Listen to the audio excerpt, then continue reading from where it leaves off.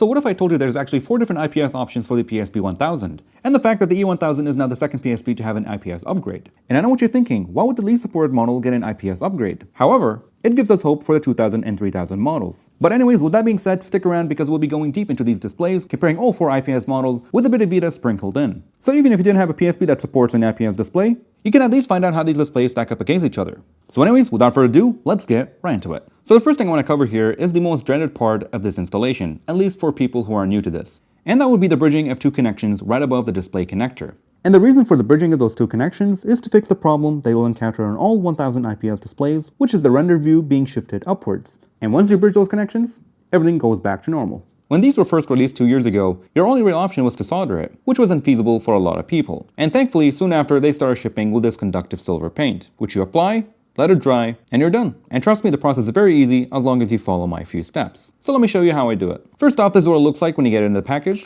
And inside, you'll find a syringe with 0.2mm worth of conductive paint, and what looks like 2 medical-grade needles, which you have to be careful of, but not for long. So you want to start off by taking off the cap here, and popping on top one of the needles, and a pair of flush cutters. And what we're going to do is actually snip the top off. And there are a couple of reasons why. Being a medical needle, it shoots off from the side. And here's a picture of what it looks like. So 2 birds in 1 stone, we cut off the top, make it dull, and have a flat surface. So we avoid the chance of accidentally poking ourselves, and making it easier to use during the application process. Grab your snippers, put a tissue on top, and snip. And the reason for the tissue is to stop this part from flying around in your room. So now as you can see, we have a nice flat edge. Now go ahead and set that aside. Now to get to this part, I recommend you go ahead and watch my disassembly video. I go into every detail and every screw and where it goes, which you can find in the description down below. And once you're here, something that you should take note of is what type of motherboard you have, as each location of the 2 connections that you have to bridge is in fact in the same general area, but will vary ever so slightly. Alright, so I got my microscope set up just to give you guys a better visual, and no, it is not necessary, you can do this with your bare eyes, just as I have done multiple times before.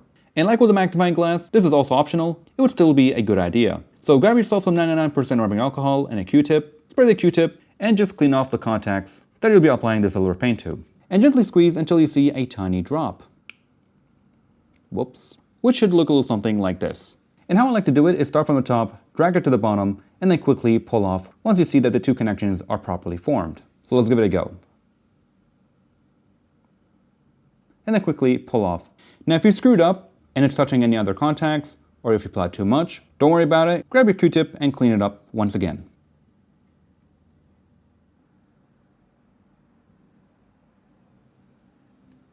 And that right there should do the trick. In my experience, you let it dry for about an hour and it should make the contact and you'll be good to go. In the meantime, while you wait, you can go ahead and start installing your display. And for reference, here's what it looks like after it's dried. Sometimes it kind of pools into a little puddle and dries up like so. And it's perfectly fine like this, as the PCB coating is not scratched, it's not showing any copper like the text here, and the puddle here is not touching any other contacts. So it's perfectly fine. And here's one last one for reference, and that would be a soldered wire. Now if you did everything perfectly and ended up with a weird flickering issue, as you see on screen here, one quick fix you can try is to apply some pressure with your fingernail on the dried silver paste. It worked for me, but who knows if I'll see it again. I've only recently found this out many weeks later after I have finished recording. Alright, so with the installation process out of the way, let's go ahead and talk about the different models that I have on hand. Starting with what I like to call the adapted model.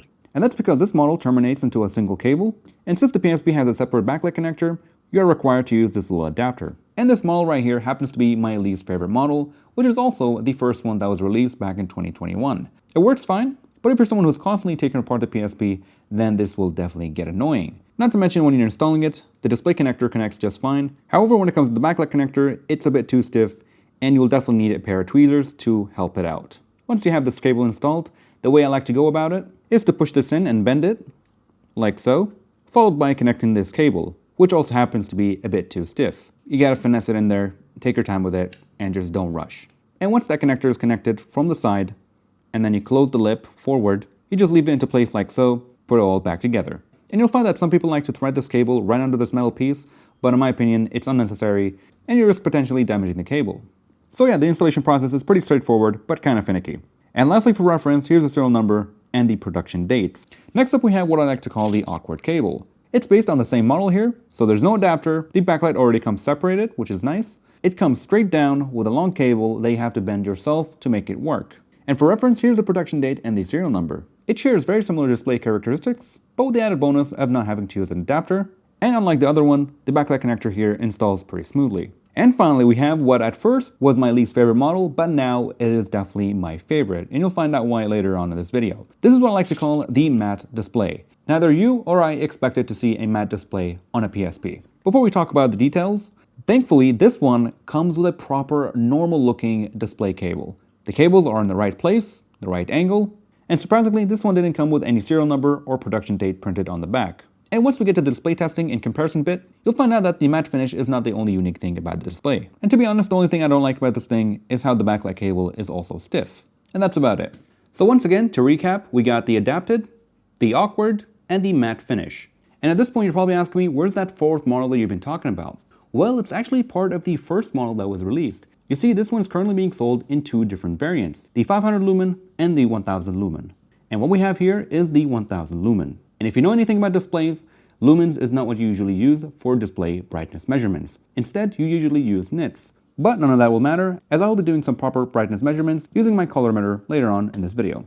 As for packaging, these usually come in a box like this. Inside you'll find the display, and if you order the bundle with the HDMI output mod, which I'll have a video on later on, it's not that exciting. I'll explain why in that video, but they usually come with this little foam piece, which you pop the center off, then you can go ahead and install this around your display to keep any dust out from entering your screen. Which is nice if it wasn't for the fact that these displays are actually thinner than the original 1000 display. For comparison, the original display is around 3.9 millimeters, while the IPS ones are around 2.9.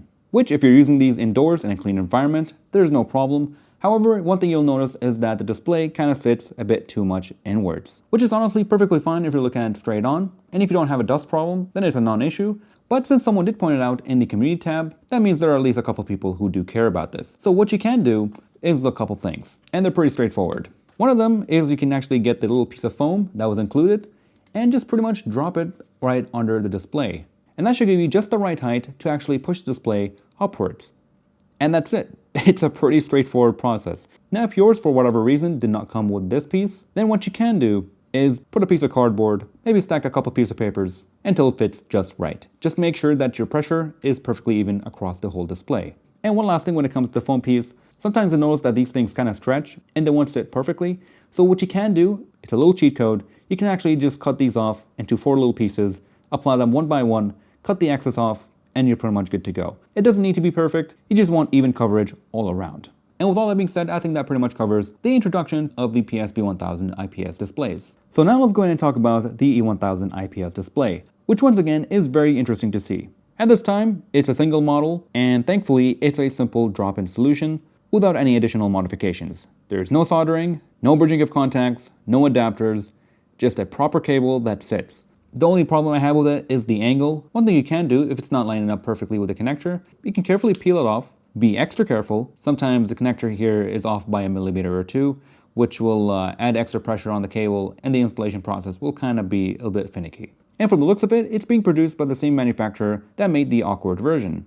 And as you can see, it says 2024, so it's pretty damn recent. And it's been flying under the radar. So if you ever felt neglected as a PSP Street user, well, now you can rejoice. And the installation process for this one is pretty straightforward, so here's how you do it. Start off by fully shutting down your PSP, then take out your memory card, grab yourself a long Phillips screwdriver, and take out the 2 small screws right over here. Then you want to go ahead and take out the 4 screws on the back, and they're all equal length. Once you have safely set aside the screws, you can go ahead and pry it from the top. And make sure you open it like a trap door, and leave it flat on your table like this, as you still have the ribbon cable for the front media buttons. Next, you want to take these apart, since they're going to definitely fall out during the reinstallation process, and grab yourself something flat and small to pry with, in my case, a flathead screwdriver. And you want to unlock these 2 tabs. You want to get it under and then just lever it out. You want to hold the one that you just took out, then do the same with the other one. Once that's done, the display should now be loose. And this time you want to be extra careful of the display as it actually opens up to the left, just like so.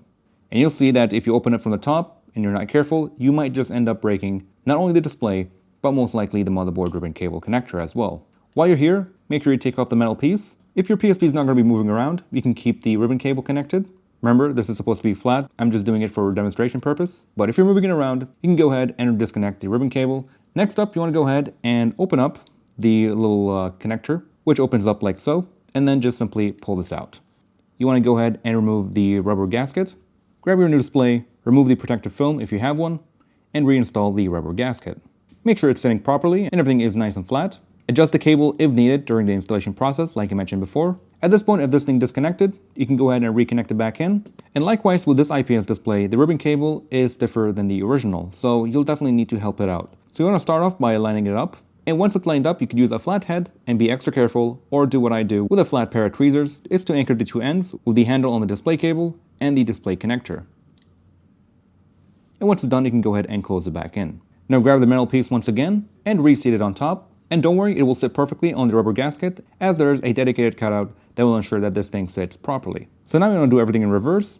You want to line it up with the left side and make sure that this thing goes between the two little gaps in here. Same thing with this top part. And then clip it back into place. And before you close anything, double check that your rubber gasket is sitting properly, as it's pretty finicky and sometimes it will slip out during the fitment process. So unlock it again, take your time with it, and make sure that it's sitting correctly. And finally, to clip it back together, you want to make sure that you seat in the bottom clips first. Once those are done, you can put back in the triggers, clip it back into place. If everything looks correct, you can finally put back in all the other screws. So with the introduction out of the way, let's go ahead and finally jump into the display comparison.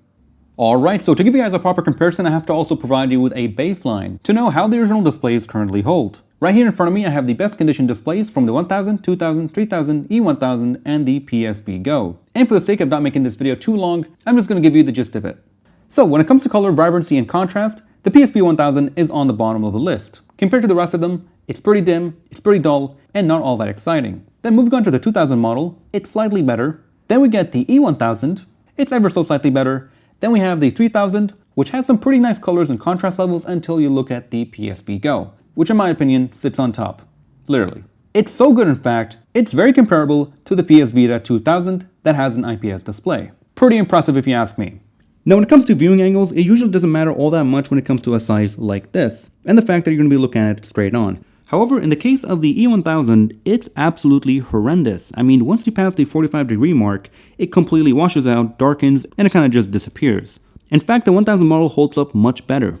That being said, knowing that the E1000 is made by RU Optronics, which is the same manufacturer that makes most of the modern gaming screens, which is a brand I'm very familiar with, as they are a major player in the PC panel market, makes me think that this is a VA panel, and I can prove that by flipping it around.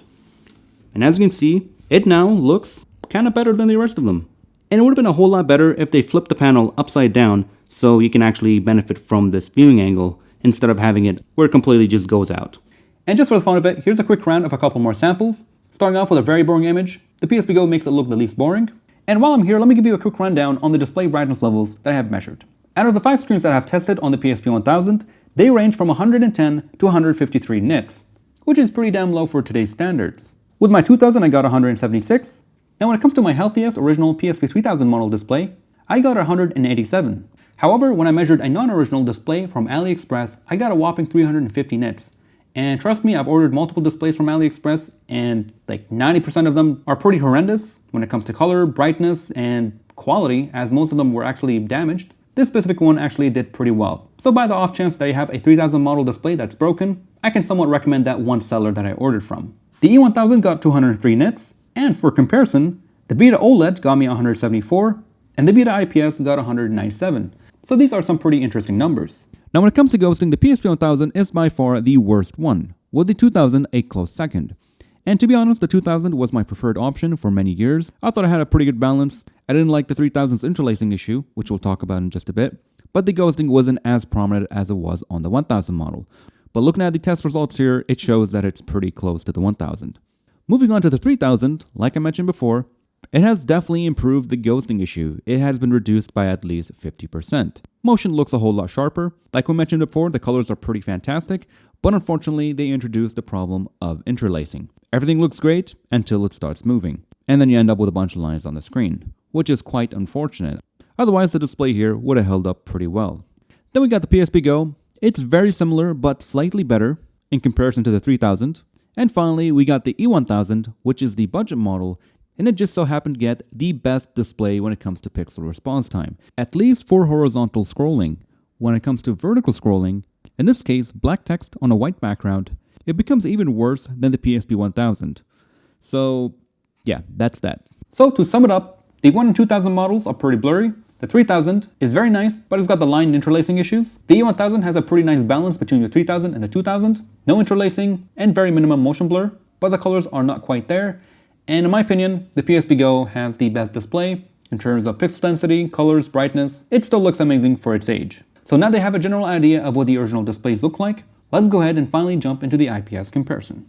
This time we're doing it with the faceplates off to give you guys a direct, uninterrupted look at the displays. And although the E1000 here has a faceplate, it currently does not have a lens at this moment. And although I didn't do it with the previous comparison, with the original screens, I think it makes more sense to do it with this one, as I had to get myself a chrome implant just to actually interface with these things without a faceplate. So hope you appreciate that. My Ripper dog had a good chuckle. Alright, so first things first, when it comes to color, these things do look very similar, with the exception of the E1000. It definitely has a bit more vibrancy, but the adapted and the awkward definitely have very similar color profiles. As for the matte finish, it looks slightly off, and you're probably asking why. Well, that's because I have actually dropped down the brightness because it's way too bright and it's being overexposed in the camera. And you're probably asking, what are the exact numbers that we're dealing with? Well, let me tell you. The E1000 has 246, not too bad. The awkward has 402. The adapted has 409, but when it comes to the matte finish, we got ourselves a whopping 482 nits. Pretty impressive. It pretty much blows everything out of the water. And for comparison, my LG V60 phone got me 472. So with that in mind, I can spend time and use a plugin to set them all at around 250 nits to match the E1000 and then give you guys a proper comparison, but I think that time would be best spent on more important things that will affect your experience in the real world. So let's start off with the white background. And you'll be surprised how many weird things you'll encounter with these top two. First off, they are a bit on the bluish side, and to my eyes, I kind of prefer the ones on the bottom. In my opinion, I think the matte finish looks the best when it comes to a pure white background. It's very clean, very even, and pretty damn bright. Now, let me put these aside and talk about just these two right here. So one of the weirdest things that you'll encounter on these two is when you actually move your head side to side or move the console side to side, you'll notice that there are some weird lines that will show up. It's kind of like having the PSP 3000's interlacing issue, but vertically and only when you or the console move side to side. Very weird. Hopefully I can make it more clear in post. Now the next weird issue you'll notice with these two would have to be when you have a white background and some black overlays. Things like text, logos, you'll notice there are weird lines that will show up across the screen, perpendicular to where the black overlays are. Let me see if I can make this more clear here. I think that should give you a pretty good idea. You'll notice that the white lines that come up from these black objects are actually brighter and cleaner than the actual white background that we have here. Very weird behavior. The next issue that you'll notice with these two is screen burn-in. With the awkward model, it's very easy to burn in and it kind of stays there. So far it hasn't recovered. We got some battery testing. We got the black overlay that I was showing you. We got the Sega Rally screenshots still imprinted into the display, and you can easily see it on a light gray background. Now for the adapted model, although it's not showing it right now, I do remember it having some slight burn-in, but it seems to recover pretty quickly. And at this point you're probably telling me, oh, so the adapted model is the better one, right? Yet once again we're hit with a weird shimmering issue that you'll most definitely notice when you're on a white background. It's less noticeable on colored backgrounds, but you'll notice it mostly on those splash screens with white backgrounds. And hopefully I can pick it up with the camera settings here. Yeah, I think that's pretty visible. Weird lines shimmering across the screen, and it's basically just some very weird behavior. That could definitely get annoying, irritating, and possibly even cause a headache. Not too sure about that one. I haven't had enough time to actually play with it. Nonetheless, it's still annoying and something that you should know about. Once again, the list of problems I have just mentioned, you'll only see on the adapted and the awkward displays. The matte finish and the E1000 are pretty much clear of those issues as far as my testing goes at this time. So I think that pretty much sums it up when it comes to color and brightness levels. The only negative thing that I can say so far on the matte display is that although it's pretty bright, it happens to be the dullest one out of the bunch here. And here's how the colors look on the IPS displays in comparison to the original screen. I would say a definite improvement. And likewise with the E1000 IPS in comparison to the original, it's a definite improvement as well.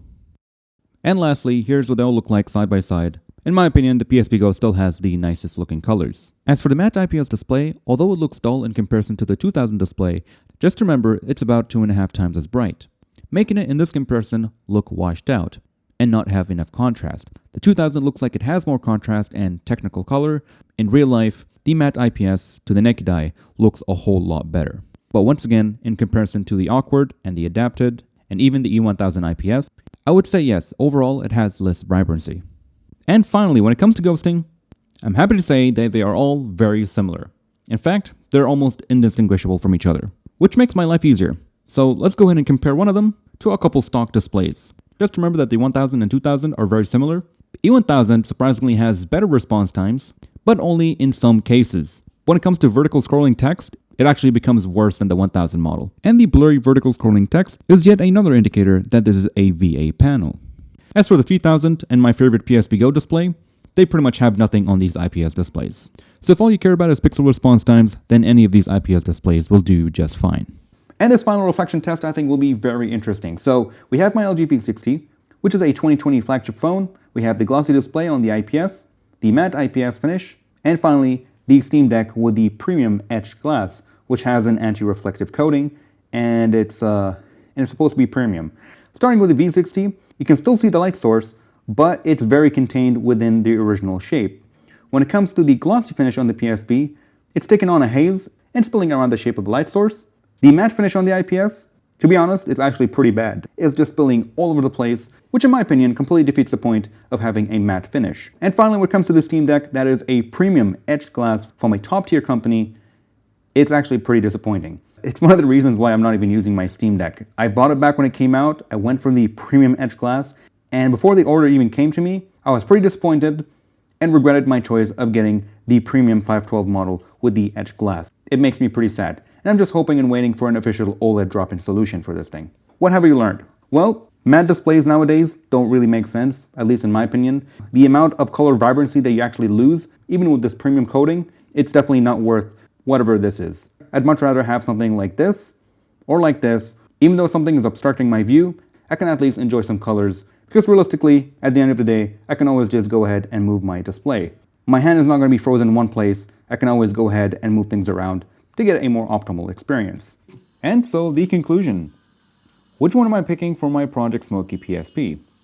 Well, if it isn't clear already, I'm going for the matte IPS display. Despite me hating the matte finish, you could say I'm a sucker for bright displays. And at this point, I don't think there's a whole lot to talk about. This video is one of the longest ones I made so far. It in fact did take a lot of time and energy to make, and we're just getting started. Because we still have the battery testing video. I've got myself a third batch of batteries coming in, so my testing is not going to be done for quite a while here. And if you made it this far, I really appreciate it, and I do apologize for the video not being very organized. I know that I sometimes speak too fast, my editing pacing is not great. I'm working on it, but due to time constraints and how things are going with this video, as originally this was going to be 3 different videos, this is where we ended up. The 1000 IPS, the E1000 IPS, and a display comparison between all the other PSP models, with a little bit of PS Vita. But yeah, the IPS displays are definitely an improvement.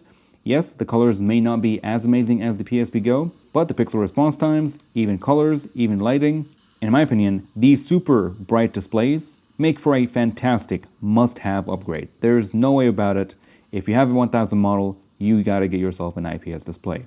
And if you're someone who already has one, and you think that you got one of the inferior ones, don't worry about it. All these displays are fantastic. Even with the weird issues that you see on the awkward and the adapted models, they're still amazing displays to have. So you're pretty much good to go. So now that the first and last PSP models have it, now we just gotta wait for the rest of them to follow suit.